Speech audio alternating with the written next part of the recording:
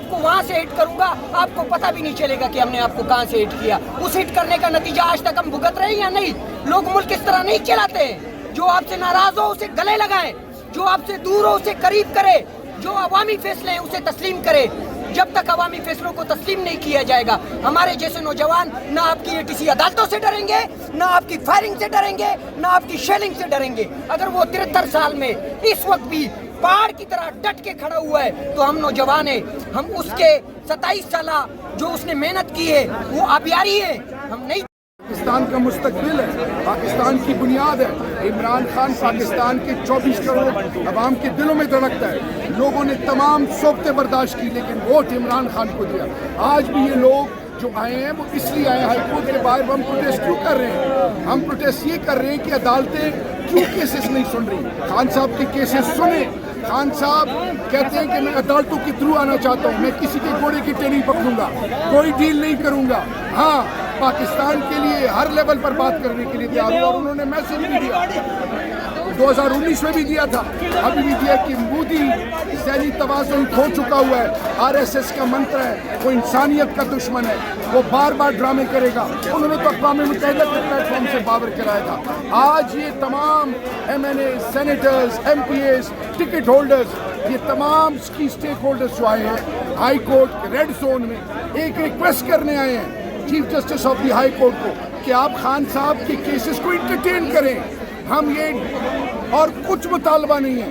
اور خان کو اندر رکھنا پاکستان کے ساتھ زیادتی ہے، پاکستان کے ساتھ زیادتی ہے.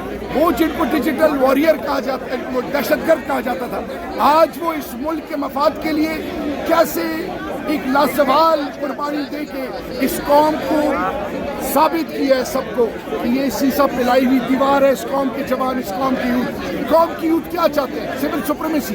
قوم کی یوتھ کیا چاہتی ہے؟ رول آف لا، آئین اور قانون کی بالادستی، ہیومن رائٹس کی وائلیشن نہ ہو. یہ ملک ہمارا ہے، ہم نے سب کو عزت دینی ہے. بلوچوں کو گلے لگائیں، سندھیوں کو گلے لگائیں، پنجابیوں کو گلے لگائیں، خیبر پختونخوا کے تمام باسیوں کو، گلگت بلتستان کے، کشمیر کے، فارمر فاٹا کے بیٹھیں، انگیج کریں، ان کے ساتھ بات کریں.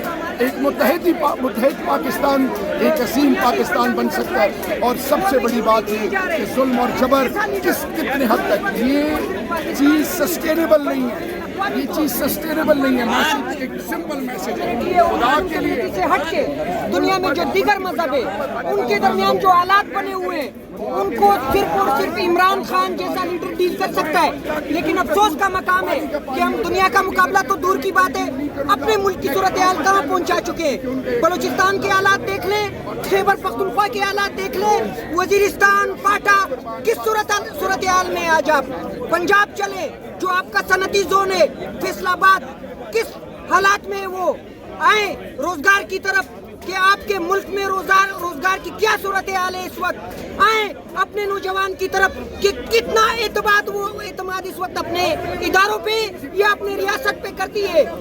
جب آپ گونڈے طریقے سے ایک عوامی مینڈیٹ شدہ لیڈر کا مینڈیٹ چوری کریں گے تو قوم آپ پہ اعتماد کس طرح کرے گی. آپ کہتے ہیں کہ آنے والے نسلوں کو اپنی کہانی بتائیں. ہم بتائیں گے کہ ہم لاکھوں کے لیڈ سے جیتے تھے لیکن ہماری جیت کو شکست میں تبدیل کیا گیا.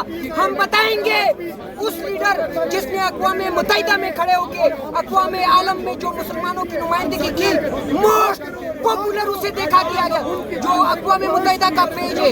یعنی دنیا اسے سننے کے لیے تیار ہے، دنیا اسے تسلیم کرتی ہے اور ہم نے انہیں سلاخوں میں رکھا ہوا ہے صرف اس بنیاد پہ کہ وہ رول آف لا کی بات کرتا ہے، وہ آزاد خارجہ پالیسی کی بات کرتا ہے، وہ دنیا کی آنکھوں میں آنکھیں ڈال کے کہتا ہے کہ ہم دوستی تو کر سکتے ہیں، غلامی نہیں کر سکتے. اس نے ہمیشہ اپنے ملک کے مفاد میں اپنے بچوں کو قربان کیا، اپنی فیملی کو قربان کیا، اپنی ذات کو قربان کیا، سب کچھ کی قربانی دی ہے. اب ہمارا فرض بنتا ہے جو ہمیں اپنا حق ادا کرنا ہے.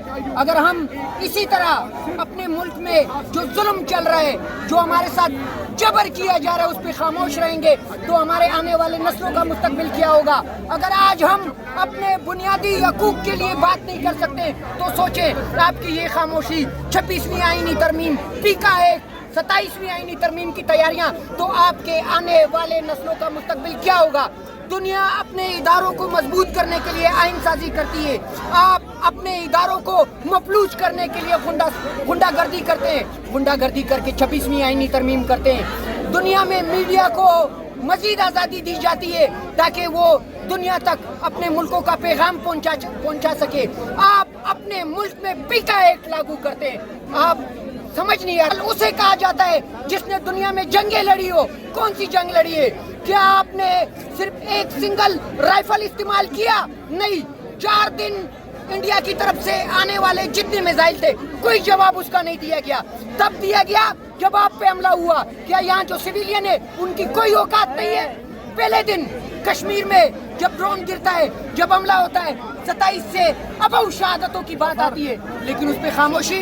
दूसरी तरफ जो हुकूमत में बैठे हुए हैं 17 सीटों पे, किसी को हुकूमत देना, क्या पैगाम दे रहे हैं आप दुनिया को?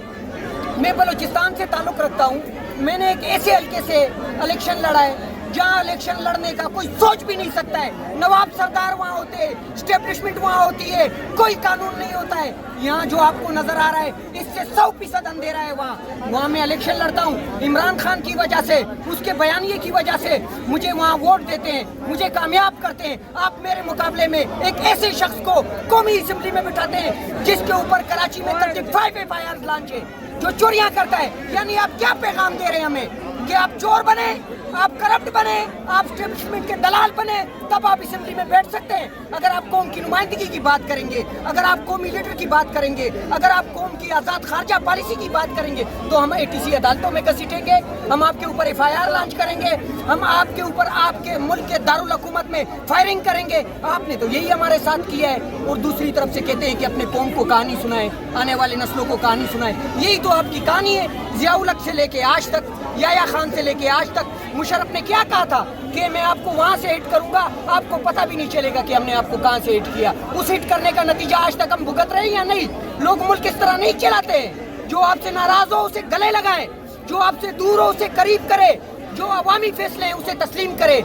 जब तक अवामी फैसलों को तस्लीम नहीं किया जाएगा, हमारे जैसे नौजवान ना आपकी ATC अदालतों से डरेंगे, ना आपकी फायरिंग से डरेंगे, ना आपकी शेलिंग से डरेंगे। अगर वो 73 साल में इस वक्त भी पहाड़ की तरह डट के खड़ा हुआ है तो हम नौजवान हैं। हम उसके 27 साल जो उसने मेहनत की है वो आबियारी है।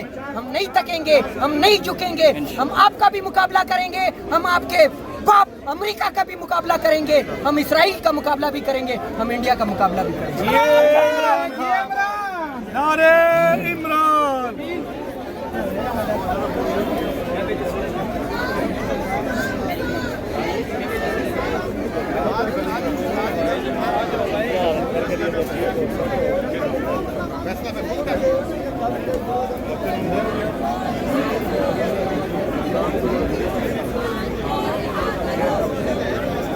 मुबारक भी हो इस्तेकाम रहमती लोगों के साथ सारे कुछ अल्हम्दुलिल्लाह सारी चीज़